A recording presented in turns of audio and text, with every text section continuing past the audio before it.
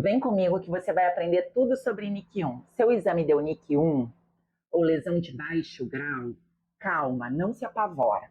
Eu vejo que as mulheres ficam mais apavoradas quando está escrito no exame dela NIC1, porque ela já pensa que esse NIC1 é uma doença inicial que vai para NIC2, NIC3 e vai para o câncer. Essa nomenclatura NIC1 é uma nomenclatura de muitos anos atrás, que ainda se usa porque ela caiu, enfim, no entendimento do médico, do patologista. É muito difícil tu tirar uma nomenclatura, né? É mais fácil tu adicionar uma outra mais moderna. Então, se usa o NIC1, se por acaso o seu preventivo tiver escrito NIC1, calma, ninguém errou, mas hoje o mais correto é se dizer doença de baixo grau. Porque a maioria dos NIC1, essa impressão que se dá de NIC1, NIC2, NIC3, essa não é uma impressão correta. Porque o NIC1, a doença de baixo grau, a chance de cura espontânea, sem você fazer nada, é 90%. E já o NIC2, NIC3 é outra história. Então, primeira coisa que eu preciso colocar na tua cabeça, se você leu no seu diagnóstico NIC1, é uma nomenclatura de muitos anos atrás, onde a gente realmente achava que de NIC1 era uma escada, que aquilo ia pulando para NIC2, NIC3 e câncer, né? Que ninguém falhou no seu exame, mas hoje se usa uma nomenclatura mais moderna, que é a doença de baixo grau. E eu preciso te explicar que a doença de baixo grau, que é o que você que está vendo esse vídeo deve estar, ela tem uma chance de cura muito grande, uma chance de cura espontânea. Então, hoje, o NIC1 a gente chama de doença de baixo grau, e isso aqui tem um desfecho, e o NIC2 e o NIC3 a gente chama de doença de alto grau. Isso aqui tem outro desfecho. Então, entenda, são duas doenças separadas. É isso que você tem que colocar na sua cabeça. Que a grande maioria das mulheres que tem NIC1, elas não evoluem para NIC2, NIC3 e câncer. A grande maioria cura espontaneamente.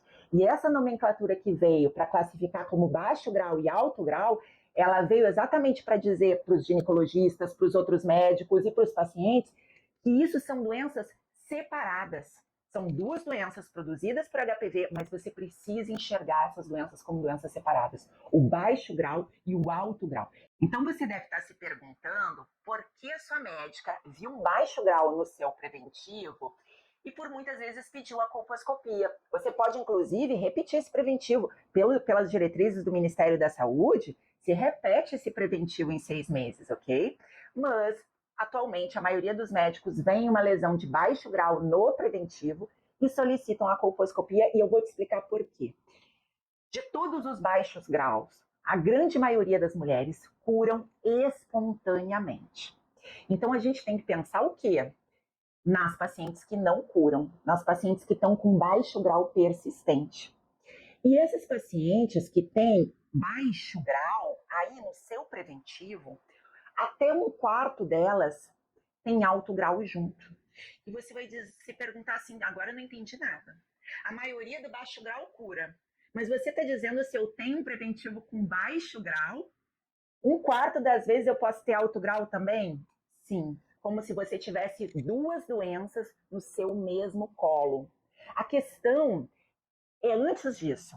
A grande maioria das mulheres pega HPV. Você sabe disso. Você já viu algum vídeo meu ou algum vídeo de alguém que viu que de todas as mulheres que pegam HPV, eu estou falando de 80% da população feminina, 90% ou mais vai curar espontaneamente. Quer dizer, não vai fazer lesão nenhuma. Essa é aquela sua amiga que fala contigo, enche a boca e diz assim, eu nunca tive HPV. Se ela teve mais de 2 parceiros, a chance dela ter HPV é a quase 100%. Então, essa sua amiga que enche a boca para dizer eu nunca tive HPV, provavelmente teve HPV e já curou HPV espontaneamente. O preventivo dela não deu nada e não vai dar nada, como a grande maioria das mulheres. Agora, vem aqui novamente para o seu preventivo que deu baixo grau. Por que o seu preventivo deu baixo grau? Por que você não curou espontaneamente, como é a maioria das mulheres? Então, eu tenho que pensar que no seu preventivo que deu baixo grau, você tem uma facilidade de desenvolver mais lesão. E dessas mulheres que têm um preventivo com baixo grau, se eu pegar 10 mulheres com preventivo de baixo grau, eu tenho que pensar que até duas, até máximo 3 delas, até 2 delas em média, vão ter um alto grau associado. Quer dizer, vão ter um alto grau ali junto com o baixo grau. Duas doenças no mesmo colo. Você está entendendo isso? Se o seu colo for capaz de ficar com esse baixo grau e não se livrar dele, o seu colo pode muito bem abrir uma doença de alto grau. São duas doenças no mesmo colo. Por isso que a sua médica te pediu uma colposcopia, para ter certeza que você não tem alto grau. Outra história que eu preciso te falar é o seguinte, você deve estar se perguntando, mas espera aí, eu fiz o preventivo deu baixo grau. Se eu tivesse alto grau, isso acusaria no preventivo. Seu pensamento não está errado. O baixo grau descama mais do que o alto grau. O baixo grau solta mais célula. Por isso que muitas vezes essa mulher que tem essas duas doenças no mesmo colo, o baixo grau e o alto grau, quando vem o preventivo, só dá baixo grau. Porque descama mais, solta mais célula o baixo grau. Um baixo grau persistente. Então você está com aquele baixo grau e o tratamento para baixo grau é acompanhar. Se você tem até 45 anos, vale a pena vacinar, é super importante vacinar, mesmo você tendo lesão por HPV, mesmo, claro, você tendo HPV, é muito válido e vai te ajudar, mas o teu tratamento é acompanhar.